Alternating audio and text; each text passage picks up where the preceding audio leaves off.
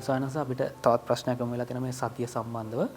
ඒ ප්‍රශ්නේ තමයි සයනස මේ සතිය දිනු කරන විට මතකයක් දිනු වෙනවා කියලා තියෙනවා. එතකොට මේ මතකය කියන්නේ ස්වාමීන් වහන්සේ මේ රැස්වුණු නිමිති නිසා වෙන්නේ ආශ්‍රව වෙනවා කියලා සඳහනක් කරලා තියෙනවා. ඒක ඔබ වහන්සේක දැනගන්න කැමති එක එහෙම වෙනවද නැද්ද කියන එකත් ඒකම තමයි සයනස මේ මතකයේ ආශ්‍රවයන් ලෙස නොයේදී නමුත් කොහොමද මේ මතකය කියන එක අපේ එදිනෙදා අවශ්‍යතා කටයුතු සඳහා යොදා ගන්න කියලා ඔබ වහන්සේගෙන් ඉතා ගෞරවයෙන් පිළිතුරක් බලාපොරොත්තු වෙනවා.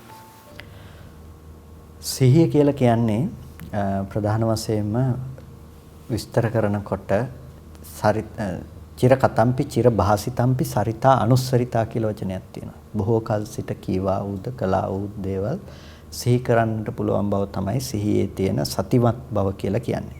එතකොට ඒ සතිවත් බව සිහි ඇති බව තියෙන කෙනෙකුට තමන්ගේ සිත හැසිරෙන ආකාරයත් බොහෝ කරපු කියපු දේවල් පිළිබඳවත් ඔහුට මතකයේ පවතිනවා. එතකොට මෙන්න මේ සිහිවත් බව ආශ්‍රවයක්ද කියලා අපිට හිතන්නට පුළුවන්. එතකොට සිහිය කියනකොට දැන් මිච්ඡා සතියකුත් තියෙනවා. මිච්ඡා සතිය කියලා කියන්නේ වැරදි විදිහට පාවිච්චි කරන වැරදි සතිය කියන එක. අනේ වැරදි සතිය නම් ආශ්‍රව තමයි. වැරදි විදිහට අපි පාවිච්චි කරන වැරදි සතිය. එතකොට ඒ සතිය තුළ අපි කාමාදී සංකල්පනා, ව්‍යාපාදාදී සංකල්පනාවන් පිළිබඳ ඇලීම් ගැටීම් සහගත අරමුණු පිළිබඳව අපි නැඹුරු වෙනවා. එතකොට මෙන්න මේ සතිය ගැන කතා කිරීමේදී මේ සතිය කියන වචනේ නමුත් පාවිච්චි කරන්නේ මිච්ඡා සතියට නෙමෙයි සම්මා සතිය, සති ඉන්ද්‍රිය, සති බල, සති බොජ්ජංග, සම්මා සති කියන මේ ටිකට තමයි සතිය කියන වචනේ පාවිච්චි වෙන්නේ. මේ සතිය කුසල පාක්ෂික දෙයක්. මේක ආශ්‍රව බවට පත් වෙන්නේ නැහැ. අපි සති නිමිත්තේ හිත තබාගෙන සති ඉන්ද්‍රිය දියුණු කළත් ඒ සති ඉන්ද්‍රිය දියුණු කිරීම තුළත් අපි සති බලය මේ විදිහට දියුණු කරගෙන යන්නේ ඒ සිහිවත් බව කියන එක. ඒ තුළ අපි බලාපොරොත්තු වෙන්නේ කුසල ධර්මයන් විශේෂෙහි සිහිය පැවැත්වීම. ඒ නිසා ඒක ආශ්‍රවයක් කියලා කියන්නේ නැහැ. ආශ්‍රවයක් බවට පත් වෙන්නේ නැහැ. චිර කතම්පි චිර භාසිතම්පි කියලා කියන්නේ තමන් බොහෝ කල් කළ දේවල් සිහිපත් කරන්නත් පුළුවන්, කියපු දේවල් සිහිපත් කරන්නත් පුළුවන්. එතකොට ඒ සිහිපත් කිරීම කියන එක කාම වශයෙන් හෝ ව්‍යාපාද වශයෙන් කල්පනා කරනවා නම් තමන් ආස්වාද වශයෙන් හැසිරුණු හැටි ඒ දේවල් එක්ක ගැටීම් ඇති කරගත්ත මේ මිනිස්සයා මහා නරක තරහ මිනිස්සෙක්මයි කියලා එහෙම ඇසුරු කරන්න ගත්තොත් ඒක සම්මා සති වෙන්නේ නැහැනේ. බොහෝ කල් කොට මිනිස්සෙක් කියපු ඒවා හිතේ ඉන්නවා නම් ඒක සම්මා සතිය වෙන්නේ නැහැ. මෙතනදී කියන්නේ බොහෝ කල් කොට කීවා වූ දේද කළා වූ දේද පිළිබඳව මනා වූ සිහියක් එයාට පවත්වන්න පුළුවන්. එයාගේ සිහිය පවත්වන්නේ කොහොමද? අර සත්පුද්ගල භාවයේ ඉක්මවා යන විදිහට පවත්වන සිහියක් ගැන තමයි මෙතනදී සතිය ගැන කතා කරන සම්මා සතිය පිළිබඳව විස්තර කිරීමේදී අපිට කතා කරන්නට තියෙන්නේ. ඒ කියන්නේ සත්පුද්ගල භාවයේ ඉක්මවා යන විදිහට ඔහු පවත්වන සිහිය. ඒ සිහිය ආශ්‍රවයක් බවට පත් වෙන්නේ නැහැ කොහොමටවත් ආශ්‍රව සමුග්ඝාතයේ පිණිස. නැතිනම් අර තමන් කලින් ඇසුරු කරපු දේවල් එහි තියෙන දේවල්මයි. ඒ කියපු දේවල් තමාත් ඉන්නවා ඉඳපු තමාට කියපු දේවල්මයි. තමන් දැකපු දේවල් තියෙනවා ඒ දැකපු කෙනත් ඉන්නවා කියලා තමන්ට අර නිමිති තියලා ආපු බව දුර වෙන විදිහේ මානසිකාරයක් තමන්ට පවත්වන්න පුළුවන්කම තමයි එතන තියෙන සිහිවත් බව කියලා කියන්නේ. ඒක සතිය ආශ්‍රවයක් බවට පත් වෙන්නේ නැහැ. එතකොට මේ සිහිය මෙතනදී ආශ්‍රවයක් බවට පත් නොවි තියෙනකොට එයාගේ ජීවිතයේ තුලින් එයාට ඒක අත්දකින්නට පුළුවන්කම තියෙනවා. විශේෂයෙන් අපිට මේ කාරණාව කොහොමද සිද්ධ වෙන්නේ කියන එක අර පටිසම්භිදා මග්ග ප්‍රකරණයේ කියන චර්යානානත්ත ඥානය තුලින් අපිට දකින්නට පුළුවන්කම තියෙනවා. දැන් විපාක ධර්මයක ස්වභාවය, ඒ කියන්නේ කෙලෙස්යක් හිතට නොයෙදෙන තැනක තියෙන ස්වභාවය තමයි ඒක ඒ තත්වයෙන්ම දැනගන්න පුළුවන්කම තියෙනවා. දැන් චක්කු විඥානසිත විපාකසිතක්. එතකොට ඒ රූපය දැකීම පිණිස දැකීම වශයෙන් උපදින ඒ සිතෙන් දර්ශන කෘත්‍ය තමයි සිද්ධ කරන්නේ. රූපේ දකින්නවා කියන බව තමයි එතනදී සිද්ධ කරන්නේ. එතකොට ඒකෙන් වෙන මොකුත්ම දකින්න පුළුවන් කමක් නැහැ. වෙන මොකුත්ම කරන්න පුළුවන් කමක් නැත්තේ. එයා කරන්නේ රූපේ දැනගන්න එක. ඒ කියන්නේ මේක අම්මද තාත්තද හොඳද නරකද කියලා දැනගන්න එක නෙමෙයි. එයා දැනගන්න දේ තමයි රූපං දස්සනත්ව ආවජ්ජන මේ විඥානචර්යා කියලා කියන්නේ රූපේ දැකීම විඥානචර්යාවක් කියලා කියනවා. දැකීම පිණිස ආවර්ජන ක්‍රියාවක් තියෙනවා නම් ඒකත් විඥානචර්යාවක්. රූපේ දකින්න බව තියෙනවා නම් ඒකත් විඥානචර්යාවක්. ඒකේ කෙලෙස් නැහැ. ඒකේ අනුසයවත් නැහැ ඒ මට්ටමේදී. එතකොට මේ කෙලෙස් රහිත රාග ද්වේෂ මෝහ රහිත මනෝභාවය රූපේ දැනගන්න බව. ඒකට මේ රූපය දැනගන්නවා කියන එකෙන් කියන්නේ රූපය අම්මා තාත්තා වශයෙන් දැනගන්නවා කියන එක නෙමෙයි වර්ණ රූපයක් පැහැසටහනක් විදිහට දැනගන්නවා කියන එක. ඒක ඇහැට පතිත වූ රූපේම තමයි දැනගන්නේ. ඊට පස්සේ අනේ දැකපු රූපය අරඹයා චක්කු විඥාණයෙන් දැනගත්තේ රූපය අරඹයා ඒ අරමුණම අරගෙන ඊට පස්සේ මනෝ ධාතු සිතක් උපදිනවා. එතකොට ඒ මනෝ ධාතු සිතෙන් කරන ලක්ෂණය තමයි අර චක්කු විඥාණයෙන් දැනගත්ත අරමුණු කරලා ඔසවා තබන එක. ඊට පස්සේ ඒක දැනගන්නවා මනෝ විඥාන සිතේ. මනෝ විඥාන සිතේ. මේකත් විපාක මනෝ විඥාන. එතකොට මේ මනෝ විඥානයත් ක්‍රියාවත් ඒ කියන්නේ මේකෙදි විඥාන චර්යාවට අයිති කොටසක්. මනෝ විඥානය කියන මේකත් විඥාන චර්යාවට අයිති කොටසක්. එතකොට මේ මනෝ විඥානයේ කර්ම හෝ කෙලෙස් දෙන්නේ නැහැ. එතකොට දැන් අර චක්කු විඥාණයට වඩා වැඩි කෘත්‍යයක් තියෙන්න මේ මනෝ විඥානේ. අර මනසින් ඔසවා දුන්න අරමුණ පිළිබඳව Tamanට මනසින් දැනගන්නට පුළුවන්කම තියෙනවා. එතකොට දැනගැනීම කියන එකේ ගැටලුවක් තිබුණේ නැහැ. එතකොට දැනගැනීම කියන දේ මෙතන ගැටලුවක් නොවන තැනක ගැටලුවක් ඇති කරගන්නේ අපි කොතනින්ද? රාගස්ස ජවනත්තාය ආවජ්ජන කිරියාභ්‍යාකතා මේ මනෝවිඤ්ඤාණයෙන් දැනගත්ත දේ අරඹයා කෙලෙස් සහිතව හැසිරීම වශයෙන් අපි ඊට පස්සේ ආවර්ජනා කරන සිතක් උපදිනවා. දැන් මේ මනෝවිඤ්ඤාණයෙන් දැනගත්ත අරමුණ නැවත ඔසවා තබනවා ඒක ආවර්ජනා කරනවා. අන්න ඊට පස්සේ ආශ්‍රවයන්ගෙන් අර අරමුණ පවත්නවා. ආශ්‍රවයන්ගෙන් ඊට පස්සේ ඔන්න ඇසුරු කරනවා. ඔතනදී තමයි ආශ්‍රව කියන දේ යෙදෙන්නේ. කාමාශ්‍රව, භවආශ්‍රව, ද්විත්‍යාශ්‍රව, අවිජ්ජාශ්‍රව.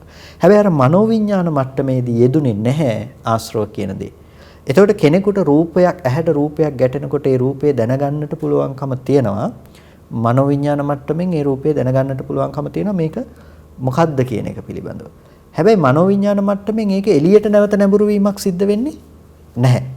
මනෝවිඤ්ඤාණ මට්ටමින් නැවත බාහිරට නැඹුරු වීමක් සිද්ධ වෙන්නේ නැහැ. ආපු අරමුණ පිළිබඳව දැනගැනීම් කෘත්‍ය විතරයි එයා සිද්ධ කළේ. එයාගේ වැඩේ කළා. දැන් Tamanට අයිති නැති වැඩක් කරන්නේ කොතනින්ද? අර ආශ්‍රවයන්ගෙන් ඇසුරු කරන තැන. ඒ කියන්නේ අර මනෝවිඤ්ඤාණයෙන් ගත්ත අරමුණම ක්‍රියාසිතකින් නැවත ඔසවා තැබුවාම ක්‍රියාමාත්‍රයක් විදිහට ඒ අරමුණ පිළිබඳව තමන්ගේ හිතේ තියෙන ආශ්‍රව ටිකෙන් එහෙනම් ඒක තියෙන්නේ එළියේ. කලින් ඉඳලා තිබුණ එකක් තමයි. මේක නම් බොහොම ලස්සනයි, ප්‍රියයි, මනාපයි කියලා ඔන්න ඒකට ඇලීම වශයෙන් මෙනෙහි කරමින් ඒකේ ජවන් ඇති වෙනවා අපිට. රාගස්ස ජවනය ඇති වෙනවා. රාග වශයෙන් එතන අපි ඇසුරු කිරීම සිද්ධ වෙනවා. එතකොට මෙන්න මේක තමයි අඥානචර්යාව කියලා කියන්නේ. අර ටිකට විඥානචර්යාව. එතන කෙලෙස් ඇත්තේ නෑ. අඩුම තරමේ රාගය ඉපදවීම පිණිස ආවර්ජනා කරන තැනට එනකම්ම විඥානචර්යාව. ඒක එකකවත් කෙලෙස් ධර්මයන් ඇත්තේ නැහැ. එතකොට දැන් මෙතනදී ලෝකයේ දැනගැනීම කියන දේ ගැටලුවක් තිබුණේ නැහැ. බුදුරජාණන් වහන්සේ ළඟට ආවත් බුදුරජාණන් වහන්සේත් අපි සම්මුතිය තුලනේ මේක කතා කරන්න වෙන්නේ. කෙනෙක්ව දැනගන්නවා. සරියුත්තරුන් වහන්සේ ළඟට ආවත් දැනගන්නවා. දැනගැනීමේ නෙමෙයි මෙතන ගැටලුව තියෙන්නේ. දැනගන්න කෙනෙක් වෙනකොට පුද්ගලයෙක් වෙනකොට ගැටලුවක් තියෙනවා එතන. දැනගැනීම පිළිබඳව නුවණක් නැත්තම් එයාට දැනගන්න කෙනෙක් වුණොත් දැනගන්න පුද්ගලයෙක් වුණොත් ඒ පුද්ගලයාට දැනගන්න දෙයක් තිබුණොත් අන්න එතන ප්‍රශ්නයක් තියෙනවා. ඒ නිසා මෙතනදී දැනගන්න කෙනෙක් හෝ දැනගන්න දෙයක් හම්බ වෙන තැනක නෙමෙයි එතන නුවණ තියෙන්නේ. එතන නුවණ තියෙන්නේ ඒ දැනගන්න විෂය පිළිබඳව හටගෙන නිරුද්ධ වෙන Nirodhe විදිහට ප්‍රත්‍යක්ෂ කළ බවක තමයි රහතන් වහන්සේ නමක් ඉන්නේ. එතකොට අර ධර්මයේ ඇත්ත කරගන්න බවක නෑ. පෘථග්ජනයෙකුට තියෙන ස්වභාවය තමයි මේ විදිහට හටගෙන ඒ කෘත්‍ය સિદ્ધ කරපු ටික අර කෙලෙසයන්ගෙන් ඇසුරු කරන බව එතන අනිවාර්යයෙන්ම එදිලා තියෙනවා. ඒ නිසා යාට ලෝකය හම්බ වෙනවා. එයාට නැවත ඇහැ හම්බ වෙනවා, රූපය හම්බ වෙනවා, අර නිරුද්ධ වෙච්ච හිත හම්බ වෙනවා. එතකොට එයාට පුද්ගලයෙක් හම්බ වෙනවා. එතකොට දැන් අපි කොහොමද ලෝකේ වගකීම් සහ යුතුයකම් කියන දේවල් ඉෂ්ට කරන්න කියලා කෙනෙකුට හිතෙන්න පුළුවන් මේ දර්ශනය අවබෝධ කරගත්තාම. ලෝකේ දර්ශනය අවබෝධ කරගත්ත කෙනෙකුට ඇත්තටම වගකීම් සහ යුතුයකම් වශයෙන් ඔහු බැඳිලා නැහැ. බුදුරජාණන් වහන්සේගෙන් වර ඉල්ලන අවස්ථාවලදී බුදුරජාණන් වහන්සේ දේශනා කරන්නේ මොකද්ද? තථාගතයන් වහන්සේ වරය ඉක්මවා ගියා කියලා. ඉතින් ඒ නිසා නමුත් ඔහු දන්නවා ලෝකේ පැවැත්ම මොකද්ද කියලා. ලෝකේ පැවැත්ම පිළිබඳව දන්න ඔහු ඒ පැවැත්මට අනුයාතව ඒක නොඉක්මවා කටයුතු කරනවා. විසම ලෝකේ සමව හැසිරෙන්න දන්නවා. මේක ලස්සනයි නේද හුවොත් ලස්සනයි කිය. හැබැයි එයාගේ ඥාන දර්ශනය ඇතුලේ ලස්සනයි කියන දෙයක් එයාට හම්බ වෙලා නැහැ. හැබැයි ලෝකේ ලස්සනයි කිව්වොත් එයාත් ඒක ලස්සනයි කියනවා. ඒක ඉක්මවා නෑ උතන තියෙන මේකයි කියලා තර්ක කරන්න යන්නේ, වාද විවාද කරන්න යන්නේ නැහැ. මොකද දැනගැනීම ගැටලුවක් වෙලත් නැහැනේ. ඒ නිසා සම්මුතිය තුළ තියෙන වගකීම් සහ යුතුයකම් කියන දේවල් ඒ විදිහටම ඉෂ්ට කරනවා. හොඳම උදාහරණය ගටිකාර බ්‍රාහ්මණතුමා. ගටිකාර සූත්‍රයේ දැක්වෙන්නේ ගටිකාර බ්‍රාහ්මණතුමා අනාගාමී බ්‍රාහ්මණතුමෙක්. එතුමාගේ අන්ධ දෙමව්පියන් පෝෂණය කරන්නේ එතුමාමයි. එතුමා බොහොම තාමත් දැහැමි තමන්ගේ ජීවන වෘත්තියත් එක්ක ගිහිල්ලා තමන්ගේ අන්ධ දෙමව්පිය පෝෂණය කරනවා. එතකොට ඒ අන්ධ දෙමව්පිය පෝෂණය කිරීම සඳහා ඔහු පැවිදි වෙන්නේ නැතුව ඉන්නවා. එතකොට කොතෙක් දුරට වගකීම් යුතුයකම් ඔහු අවබෝධ කරගෙන හිටියද ධර්මය අවබෝධ කරගත්තා. ධර්මයේ වැරදි විදිහට ග්‍රහණය කළොත් එහෙම ඔහුට වගකීම් මොනවද යුතුයකම් මොනවද සීලය මොකද්ද විනය මොකද්ද මේ දේවල් පිළිබඳ තැකීමක් නැති වෙන්න පුළුවන්. හැබැයි ධර්මයේ නිවැරදිව ග්‍රහණය කරගත්ත කෙනෙක් තමාගෙන් වේ යුතු දේ මොනවද කියලා හරියටම නිවැරදිව අවබෝධ කරගෙන තියෙනවා. ඒ නිසා ඒ දේ सिद्ध කරනවා. බෝසතාණන් වහන්සේ ඇතැම් වෙලාවට ගිහිගියත් හැරලා යනවා ළමයිත් දාලා. හැබැයි ළමයින්ට යමක් කමක් තේරුම් ගන්න පුළුවන් වෙන වයස වෙනකන් බෝධිසත්වයන් වහන්සේ ඉවසනවා. ඉතින් ඒ වගේ වගකීම් යුතුයකම් කියන දේවල් ලෝකෙට අනුයාතව ඒ දේවල් මත තැවරෙන්නේ නැහැ. තමන්ගේ ජීවිතයේ මේ මත දිය වෙන්න දෙන්නේ නැහැ. හැබැයි එයා දන්නවා ඒ දේවල් වල නොතැවරී ඒ දේවල් කළමනාකරණය කරන්නේ කොහොමද කියලා. ඉතින් ඒ නිසා දැන් අපි දෙයක් මතක් කරගෙන මතකයේ කියන දේ ආශ්‍රවයක් කියනවා නෙමෙයි. අපිට අද ඔක ප්‍රතඥ මනසකින් හිතනකොට අපිට මතකයේ කියන එක ආශ්‍රව සහිතවම තමයි. ඇයි අපි අද මතක් කරන්නේ පුද්ගලයෙක්මනේ. දැන් අපි හිතමු ඔබතුමාට කවුරු හරි එන්න කියලා තිබුණා පොඩ්ඩක් යම් කිසි දිනයක එන්න කියලා තිබුණා. දැන් ඔබතුමාව සිහිපත් කරන්න එපා අර කෙනා මට කිව්වා නේද කියලා. ඔබතුමා ඒක සිහිපත් කරන්නේම එහෙ ඉන්න කෙනෙක් ඔබතුමාට ඒක කිව්වා කියලා. එතකොට මේ පුද්ගලයා බාහිර ඉන්නවා අහගත්ත කෙනක් ඉන්නවා. අද අපි ගනුදෙනු කරන්නේ ඔන්න ඔය පුද්ගල බව මත ඉන්න ලෝකෙක. එතනට අර දර්ශනය ගොඩක් දුරයි.